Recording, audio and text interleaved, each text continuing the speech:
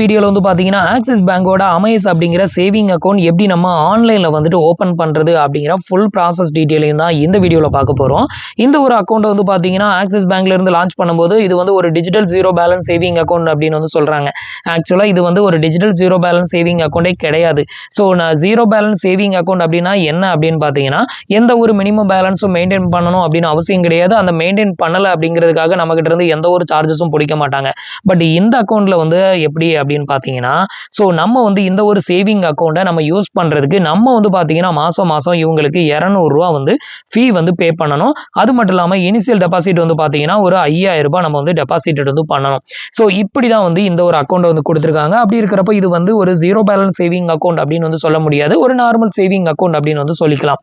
அது மட்டும் இல்லாம வந்து பாத்தீங்கன்னா இதுல நம்ம மாசம் மாசம் 200 ரூபாய் வந்து பே பண்றோம்ல, அதனால வந்து பாத்தீங்கன்னா இவங்க கிரெடிட் கார்டுல கொடுக்குற மாதிரி ஏகப்பட்ட பெனிஃபிட்டை உங்களுக்கு இந்த ஒரு அக்கௌண்ட்ல வந்து கொடுக்குறாங்க. ஸோ இந்த ஒரு அக்கௌண்ட் உங்களுக்கு வேணும் அப்படின்னா ஸோ இதை வந்து பார்த்தீங்கன்னா ஒரு சேவிங் அக்கௌண்டா நினைச்சு உங்களுக்கு வேணும்னா நீங்க ஓப்பன் பண்ணிக்கோங்க. ஜீரோ பேலன்ஸ் சேவிங் அக்கௌண்டா வேணும் அப்படின்னா தயவு செஞ்சு இந்த அக்கௌண்ட் வந்து ஓப்பன் பண்ணாதீங்க. இந்த அக்கௌண்ட்டை பொறுத்தவரை மாசத்துக்கு நீங்க 200 ரூபாய் பேங்குக்கு வந்து பே பண்ற மாதிரி இருக்கும். ஸோ இதுதான் இந்த அக்கௌண்டோட ஒரு பிக்கெஸ்டான டிராபேக் அப்படின்னு வந்து சொல்லலாம்.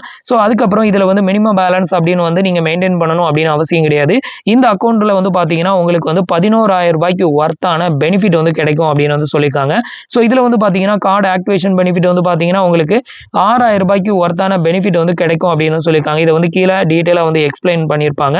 அதே மாதிரி வந்து பாத்தீங்கன்னா ஒரு மாசத்துல வந்து நீங்க 20,000க்கு மேல ஸ்பெண்ட் பண்ணிட்டீங்க அப்படின்னா அதுக்கு வந்து பாத்தீங்கன்னா ரிவார்ட்ஸ் பாயிண்ட் உங்களுக்கு கிரெடிட் கார்டுல வந்து கொடுப்பாங்களா, அதே மாதிரி வந்து ரிவார்ட்ஸ் பாயிண்ட் வந்து கொடுக்குறாங்க. கிட்டத்தட்ட 2000 ரிவார்ட்ஸ் பாயிண்ட் ஒரு மாசத்துல 20,000க்கு மேல யூபிஐ அப்படி இல்லைன்னா வேற ஏதாவது டெபிட் கார்டு மூலமா நீங்க டிரான்சாக்ஷன் வந்து பண்றீங்க அப்படிங்கிற பட்சத்துல 2000 ரிவார்ட்ஸ் பாயிண்ட் வந்து உங்களுக்கு இதுல கிடைக்குது. அது மட்டும் இல்லாம வந்து பாத்தீங்கன்னா அந்த வெல்கம் பெனிஃபிட் 6,000 ரூபாய்க்கு ஒர்த்தான பெனிஃபிட் அப்படின்னு சொல்லியிருந்தோம்ல, அந்த பெனிஃபிட் வந்து பாத்தீங்கன்னா அமேசான் பிரைம் வந்து பாத்தீங்கன்னா 3 மாசத்துக்கான மெம்பர்ஷிப் பிளான் வந்து உங்களுக்கு ஃப்ரீயா கொடுக்குறாங்க. இதோட ஒர்த் வந்து 599 ரூபா அப்படின்னு வந்து மென்ஷன் பண்ணியிருக்காங்க.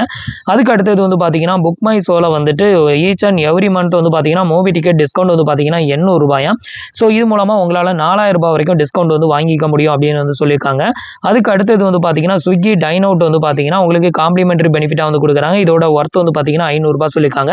அதே மாதிரி வந்து பாத்தீங்கன்னா ஸ்விக்கி ஒன் மெம்பர்ஷிப் வந்து பாத்தீங்கன்னா 3 மந்த்துக்கான மெம்பர்ஷிப் பிளான் வந்து பாத்தீங்கன்னா உங்களுக்கு டோட்டலா ஃப்ரீயா கொடுக்குறாங்க. இதோட ஒர்த் வந்து 400 ரூபாய்னு சொல்லிருக்காங்க.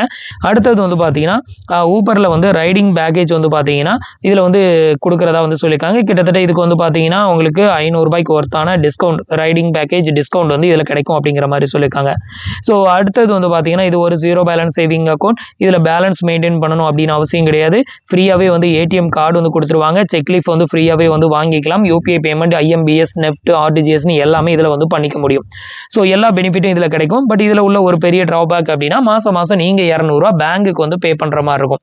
ஸோ உங்களுக்கு இது வந்து ஓகே, எனக்கு இவ்வளவு பெனிஃபிட் கிடைக்கிறதுனால நான் இதை வந்து வாங்குறேன் அப்படிங்கிற பட்சத்துல இந்த ஒரு அக்கௌண்ட்டை நீங்க தாராளமா ஓபன் பண்ணலாம். இப்போ வந்து அக்கௌண்ட் ஓபனிங்கான ப்ராசஸ் வந்து பார்க்கலாம்.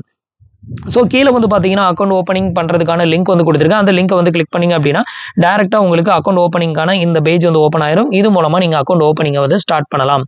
இப்போ வந்து பார்த்தீங்கன்னா எப்படி நம்ம அக்கௌண்ட் ஓப்பன் பண்ணுறதுன்னு பார்க்கலாம். அதுக்கு முன்னாடி நீங்கள் இது மாதிரியான யூஸ்ஃபுல்லான இன்ஃபர்மேஷனை தெரிஞ்சுக்க மறக்காமல் நம்மளோட சேனலுக்கு சப்ஸ்கிரைப் பண்ணிக்கோங்க. கூடவே வர்ற பெல் ஐக்கான்ஸ்ல ஆல் அப்படிங்கிறத கிளிக் பண்ணி வச்சிட்டீங்க அப்படின்னா நம்ம சேனலில் வரக்கூடிய எல்லா வீடியோஸையும் மிஸ் பண்ணாமல் பார்க்கலாம். இப்போ வந்து பார்த்தீங்கன்னா நான் வந்து கண்டினியூ வந்து கொடுக்குறேன். ஸோ கண்டினியூ கொடுத்ததுமே அடுத்தது வந்து பார்த்தீங்கன்னா உங்களுக்கு இன்டர்ஃபேஸ் வந்து இப்படி தான் ஓப்பன் ஆகும். இதில் உங்களோட பேன் கார்டு நம்பர், உங்களோட ரெஜிஸ்டர்ட் மொபைல் நம்பர், அதாவது ஆதாரோட லிங்க் பண்ணியிருக்கிற மொபைல் நம்பரை என்டர் பண்ணிக்கோங்க. அடுத்தது உங்களோட ஆதார் கார்டு நம்பரை என்டர் பண்ணிட்டு இந்த டிக் பாக்ஸையும் டிக் பண்ணி விட்டுட்டு ப்ரொசீட் அப்படிங்கிற ஆப்ஷனை கிளிக் பண்ணிக்கோங்க. இப்போ வந்து பார்த்தீங்கன்னா நான் வந்து எனக்கான டீட்டெயில் எல்லாத்தையுமே ஃபில் பண்ணிவிட்டு இப்போ வந்து ப்ரொசீட் கொடுக்குறேன். அடுத்தது உங்களுக்கு இது மாதிரி வந்து ஆதார் கன்சர்ன் வந்து ஓப்பன் ஆகும். இதில் ஐ அக்ரி அப்படிங்கிறத கிளிக் பண்ணிக்கோங்க. இப்போ பேஜ் வந்து லோட் ஆகும், வெயிட் பண்ணுங்கள். இப்போ உங்களோட ஆதார் லிங்க் பண்ணியிருக்கிற மொபைல் நம்பருக்கு ஒரு ஒன் டைம் பாஸ்வேர்ட் சென்ட் பண்ணுவாங்க. அந்த ஒன் டைம் பாஸ்வேர்டை என்டர் பண்ணி கன்ஃபார்ம் ஓடிபி கொடுத்துருங்க. இப்போ வந்து பார்த்தீங்கன்னா உங்களோட டீட்டெயில் வந்து வெரிஃபை பண்ணுறாங்க, அது வரைக்கும் வெயிட் பண்ணுங்கள். இப்போ வந்து பார்த்தீங்கன்னா சக்ஸஸ்ஃபுல்லாக நம்மளுக்கான கேஒய்சி வந்து கம்ப்ளீட்டட் ஆயிருச்சு. இப்போ ஃபைனலாக வந்து பார்த்தீங்கன்னா நம்மளோட ஆதார் கார்டு வந்து வெரிஃபைட் ஆயிருச்சு. அடுத்தது வந்து பார்த்தீங்க அப்படின்னா உங்களுக்கு இது மாதிரி கண்டினியூ வந்து கேட்கும். லொக்கேஷனுக்கு வந்து அலோ கொடுக்கணும். ஸோ இதுக்கு வந்து கண்டினியூ கொடுத்துக்கோங்க. இப்போ வந்து பார்த்தீங்கன்னா நம்மளோட ஆதார் கார்டு டீட்டெயிலை ஃபெச் பண்ணி இங்கே வந்து காமிக்கும். இதில் வந்து பார்த்தீங்கன்னா நம்மளோட நேம், அப்புறம் நம்மளோட ஆதார் கார்டில் இருக்கக்கூடிய photos, date of birth, gender, அப்புறம் நம்மளோட மொபைல் நம்பர், இவ்வளோ டீட்டெயில் ஃபில் ஆகிருக்கும். இதில் வந்து இது போக ஃபில் பண்ணாத பேலன்ஸ் டீட்டெயிலை நம்ம வந்து ஃபில் பண்ணுற மாதிரி இருக்கும். ஸோ இதில் ஃபில் பண்ணாத டீட்டெயில் அப்படின்னு பார்த்தீங்கன்னா ஃபஸ்ட் வந்து பார்த்தீங்கன்னா நம்மளோட பர்சனல் இமெயில் ஐடி வந்து கொடுக்கணும். ஸோ இதில் வந்து உங்களோட இமெயில் ஐடியை வந்து என்ட்ரு பண்ணிவிட்டு இதில் வெரிஃபை அப்படின்னு ஒரு ஆப்ஷன் இருக்கும். அதை கிளிக் பண்ணி உங்களோட இமெயில் ஐடியை வெரிஃபை பண்ணுங்கள். உங்களோட இமெயில் ஐடிக்கு ஒரு ஒன் டைம் பாஸ்வேர்ட் சென்ட் பண்ணுவாங்க. அந்த ஒன் டைம் பாஸ்வேர்டை என்ட்ரு பண்ணால் மட்டும்தான் உங்களோட இமெயில் ஐடி வெரிஃபைட் ஆகும். வெரிஃபைட் ஆனால் தான் நீங்கள் இந்த அக்கௌண்ட்டை பேலன்ஸை வந்து கம்ப்ளீட் பண்ண முடியும். இல்லைனா கீழே உள்ள டீட்டெயில் எதையுமே நீங்கள் வந்து ஃபில் பண்ண முடியாமல் போயிடும். ஸோ அதனால் ஃபஸ்ட்டு உங்களோட இமெயில் ஐடி என்ட்ரு பண்ணிக்கோங்க. இப்போ வந்து பார்த்தீங்கன்னா உங்களோட ரிஜிஸ்டர் இமெயில் ஐடிக்கு இதில் நீங்கள் எந்த இமெயில் ஐடி என்ட்ரு பண்ணிங்களோ அந்த இமெயில் ஐடிக்கு ஒரு ஒன் டைம் பாஸ்வேர்ட் சென்ட் பண்ணியிருப்பாங்க. அதை வந்து என்ட்ரு பண்ணி வெரிஃபை பண்ணிக்கோங்க. இந்த ஓடிபி வந்து பார்த்தீங்கன்னா இப்போ நமக்கு சக்ஸஸ்ஃபுல்லாக வந்து வெரிஃபைட் ஆயிருச்சு. இது வந்து வெரிஃபை ஆனால் தான் பேலன்ஸ் இருக்க டீட்டெயிலை நம்ம ஃபில்லே வந்து பண்ண முடியும். பார்த்தீங்கன்னா கீழே ஸ்க்ரோல் பண்ணோம் அப்படின்னா அடுத்தது வந்து ஃபஸ்ட்டு உங்களோட மேரிட்டல் ஸ்டேட்டஸை வந்து செலக்ட் பண்ணணும். நீங்கள் மேரிடா இல்லை அன்மேரிடா அதை வந்து செலக்ட் பண்ணிக்கோங்க. அடுத்தது உங்களோட எஜுகேஷன் குவாலிஃபிகேஷன் கேட்டிருக்காங்க. அதை வந்து செலக்ட் பண்ணிக்கோங்க.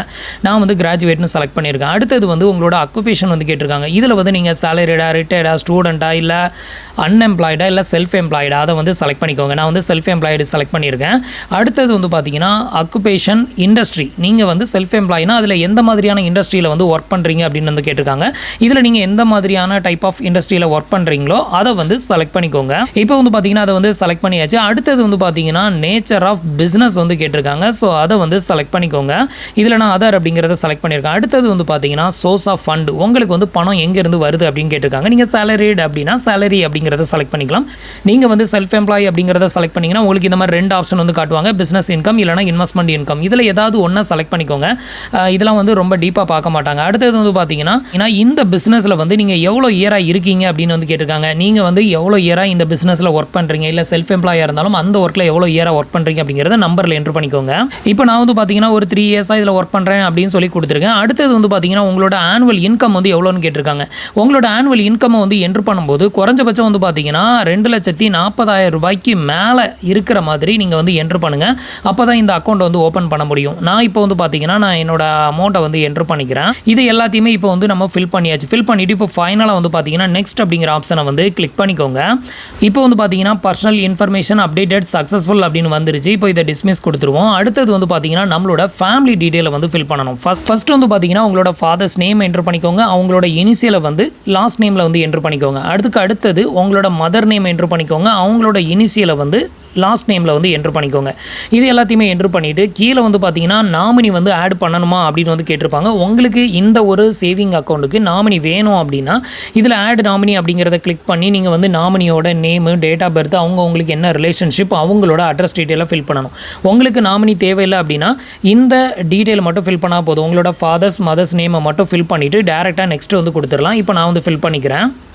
இப்போ வந்து பார்த்தீங்கன்னா நான் வந்து எனக்கான டீட்டெயில் எல்லாம் ஃபில் பண்ணிவிட்டு இப்போ வந்து நெக்ஸ்ட் அப்படிங்கிற ஆப்ஷனை வந்து கிளிக் பண்ணுறேன். இப்போ வந்து பார்த்தீங்கன்னா நீங்கள் வந்து நாமினியை வந்து ஏன் வந்து செலக்ட் பண்ணலை, ஏன் அப்டேட்டட் வந்து பண்ணலை அப்படின்னு வந்து கேட்டிருக்காங்க. ஸோ இதுக்கு வந்து ஏதாவது ஒரு ரீசனை வந்து செலக்ட் பண்ணிக்கோங்க. நான் ஃபஸ்ட் ரீசனை வந்து செலக்ட் பண்ணிக்கிறேன். அதாவது அப்புறமா நான் வந்துட்டு இந்த நாமினியை வந்து ஆட் பண்ணிக்கிறேன் அப்படின்னு வந்து நான் செலக்ட் பண்ணியிருக்கேன். ஃபஸ்ட் ரீசனை செலக்ட் பண்ணிவிட்டு ஐ அக்ரி அப்படிங்கிறத வந்து கிளிக் பண்ணிக்கோங்க.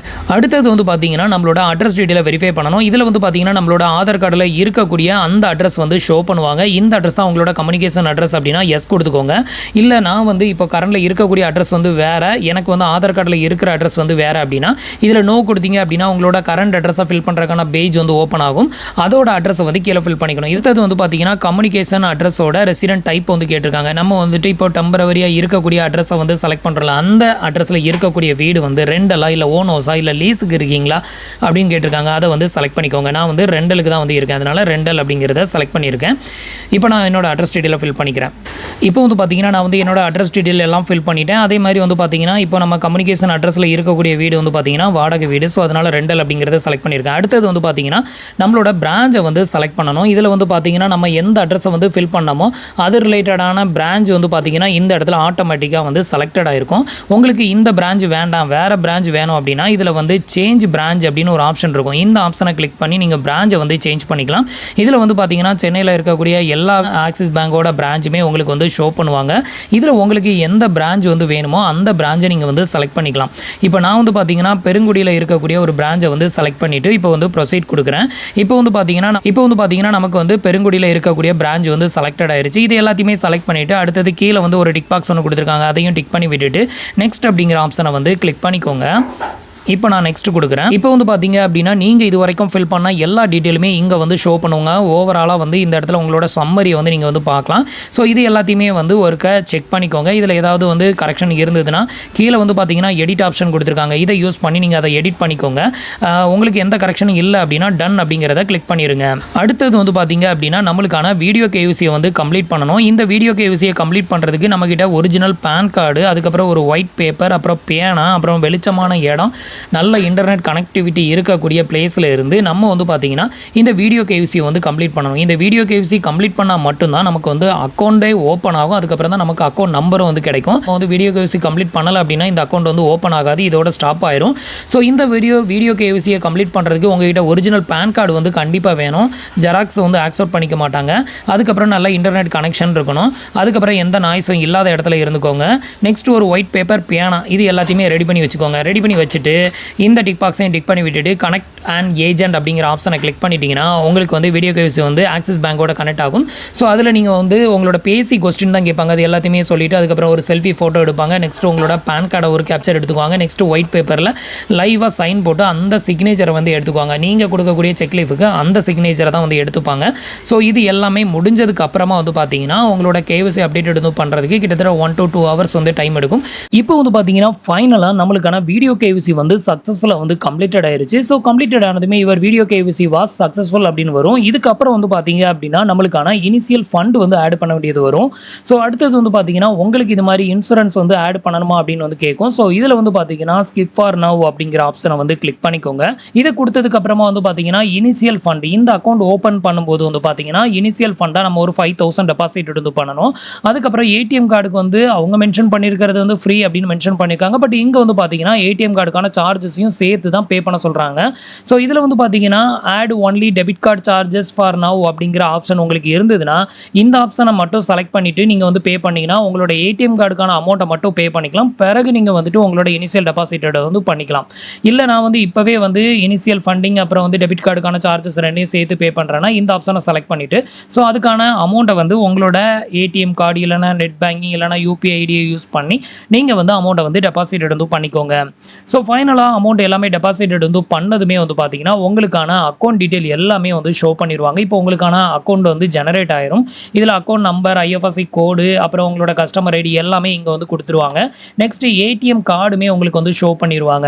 அடுத்தது நீங்கள் பண்ண வேண்டியது வந்து பார்த்தீங்கன்னா செட் பின் அப்படிங்கிற இந்த ஆப்ஷனை கிளிக் பண்ணி உங்களோட ஏடிஎம் கார்டுக்கான பின் நம்பரை வந்து செட் பண்ணிட்டீங்க அப்படின்னா இதுக்கப்புறமா நீங்கள் டேரெக்டாக இந்த வெப்சைட்டை விட்டு வெளியே வந்துட்டு ஆக்சிஸ் பேங்கோட மொபைல் பேங்கிங் அப்ளிகேஷனை ப்ளே ஸ்டோர்லேருந்து டவுன்லோட் பண்ணி ஸோ அதில் வந்துட்டு நீங்கள் உங்களோட ஐடியை போட்டு லாகின் பண்ணிட்டீங்க அப்படின்னா அதுக்கப்புறம் ஏடிஎம் கார்டை வந்து நீங்கள் யூஸ் பண்ணையும் ஸ்டார்ட் பண்ணிடலாம். ஸோ இதில் வந்து உங்களுக்கு ஃபண்ட் எதுவும் ஆட் பண்ணணும்னா ஆட் பண்ணி நீங்கள் அதுக்கப்புறமா இந்த ஏடிஎம் கார்டு மூலமாக ஸ்பெண்ட் பண்ணும்போது உங்களுக்கு நிறையவே கேஷ்பேக் அண்ட் ரிவார்ட்ஸ் வந்து கிடைக்கும். ஸோ ஃப்ரெண்ட்ஸ், இன்னைக்கு சொன்ன இந்த அப்டேட் இன்ஃபர்மேஷன் உங்களுக்கு ரொம்பவே யூஸ்ஃபுல்லாகவும் இன்ஃபர்மேட்டிவாகவும் இருந்திருக்கும் அப்படின்னு நினைக்கிறேன். நம்மளோட வீடியோஸ் பிடிச்சிருந்ததுன்னா லைக் பண்ணுங்கள், ஷேர் பண்ணுங்கள், கமெண்ட் பண்ணுங்கள். மறக்காமல் நம்மளோட சேனலுக்கு சப்ஸ்கிரைப் பண்ணி சப்போர்ட் பண்ணுங்கள். தேங்க்ஸ் ஃபார் வாட்சிங்.